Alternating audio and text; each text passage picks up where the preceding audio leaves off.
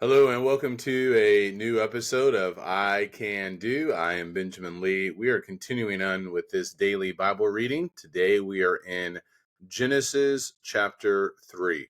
Here we go. Now the serpent was more crafty than any other beast of the field that the Lord God had made. He said to the woman, "Did God actually say, 'You shall not eat of any tree in the garden'?" And the woman said to the serpent, "We may eat of the fruit of the trees in the garden, but God said, 'You shall not eat of the fruit of the tree that is in the midst of the garden, neither shall you touch it, lest you die.' But the serpent said to the woman, 'You will not surely die, for God knows that when you eat of it, your eyes will be opened, and you will be like God, knowing good and evil.'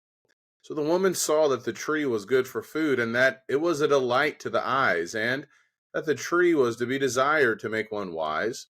She took of its fruit and ate, and she also gave some to her husband who was with her, and he ate. Then the eyes of both were opened, and they knew that they were naked. And they sewed fig leaves together and made themselves loincloths. And they heard the sound of the Lord God walking in the garden in the cool of the day. And the man and his wife hid themselves from the presence of the Lord God among the trees of the garden. But the Lord God called to the man and said to him, "Where are you?" And he said, "I heard the sound of you in the garden, and I was afraid, because I was naked, and I hid myself." He said, "Who told you that you were naked? Have you eaten of the tree of which I commanded you not to eat?" The man said, "The woman whom you gave to be with me, she gave me fruit of the tree, and I ate." Then the Lord God said to the woman, "What is this that you have done?" The woman said, "The serpent deceived me, and I ate." The Lord God said to the serpent, "Because you have done this, cursed are you above all livestock, and above all beasts of the field. On your belly you shall go, and dust you shall eat all the days of your life. I will put enmity between you and the woman, and between your offspring and her offspring. He shall bruise your head, and you shall bruise his heel." To the woman he said, "I will surely multiply your pain in childbearing. In pain you shall bring forth children. Your desire shall be contrary to your husband, but he shall rule over you." And to Adam he said, "Because you have listened to the voice of your wife, and have eaten of the tree of which I commanded you, you shall not eat of it. Cursed is the ground because of you. In pain you shall eat of it all the days of your life. Thorns and thistles it shall bring forth for you, and you shall eat the plants of the field. By the sweat of your face you shall eat bread, till you return to the ground, for out of it you were taken. For you are dust, and to dust you shall return." The man called his wife's name Eve, because she was the mother of all living. And the Lord God made for Adam and for his wife garments of skins, and clothed them. The Lord God said, "Behold, the woman has become like one of us," or the man rather, "has become like one of us in knowing good and evil. Now, lest he reach out his hand and take also of the tree of life and eat and live forever."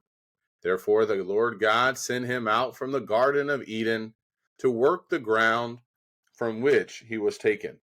He drove out the man, and out of the east of the Garden of Eden he placed the cherubim and a flaming sword that turned every way to guard the way to the tree of life. That is the reading of Genesis chapter 3. Adam and Eve committed sin. That's what we see, number one. Sin is a biblical term. Sin is missing the mark that God has established. Sin is transgression. It is iniquity. It is wrong in the eyes of God. God gave Adam and Eve choice about whether or not they would listen to him. He gave them everything in the Garden of Eden, and yet they decided to disobey. We are introduced, number two, to the serpent. By the end of the Bible, Revelation chapter 12, we see this serpent of old, which is Satan. We see how the devil, or Satan, tempts mankind. through the lust of the flesh, the lust of the eyes, and the pride of life. It's interesting that he knew enough of what God had said, and he was able to get the woman, Eve, and Adam played a role with this as well, but initially here with Eve, to doubt God's commands, to doubt God's intentions, to doubt God's faithfulness. Well, he often does the same thing for us. The same way they were tempted, the lust of the flesh, the lust of the eyes, and the pride of life. That's what we see in 1 John chapter 2. That's the same way that the devil is going to come after us. And he was able to get Adam and Eve to consider maybe we are missing out on something. Maybe what God has told us is not the best way or is not the best thing for us. And they ate of the tree. And as a result of that, everything would change. If they ate of that tree, they would die. And they didn't die physically immediately. They were going to live Adam's going to live to, I think, 900 years in Genesis chapter 5.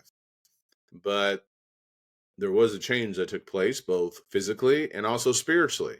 This separation now that they had from God as a result of this sin. And so we learn some valuable lessons about sin. And we learn valuable lessons about disobedience from Genesis chapter 3. We also learn that the devil, number 3, I believe I'm on, that the devil will promise us so much, but he always under-delivers. That's what we see. What they got was not what they really were going after. They lost everything. They lost perfection because they did not listen to God. God's way is always the best way. And when you think about Adam and Eve here with this story, we learn a lot just about how mankind operates. We like to play the blame game, and we often do that. Eve did that, Adam did that, but God is going to hold each of us responsible for the decisions we make. Adam at some point had to communicate these instructions to Eve because she knew what God had said, what they were supposed to do, and what they were not supposed to do. Let me give you another observation from today's reading. Did you notice that the text did not say that it was an apple that they ate? Now, maybe it was an apple, but it never specifies the kind of fruit. That's a great lesson about how we read the Bible and what we assume the Bible actually says. So God is going to cast them out of the garden. Their lives are going to be changed forever. The world is going to be changed forever as well. But they made that decision. And yet, thankfully, God loved them. And if you notice at the end of Genesis chapter 3, he still cared for them. They had made these loincloths to cover themselves. In chapter 2, they were naked and not ashamed, and now they are ashamed, and now they're hiding from God. That's what sin often causes us to do as well. We want to hide from the Lord as if we can. And so God, in verse 21, he makes for Adam and Eve garments of skin and clothed them. This would be the first animal sacrifice. And he's going to help cover them up, cover their flesh up.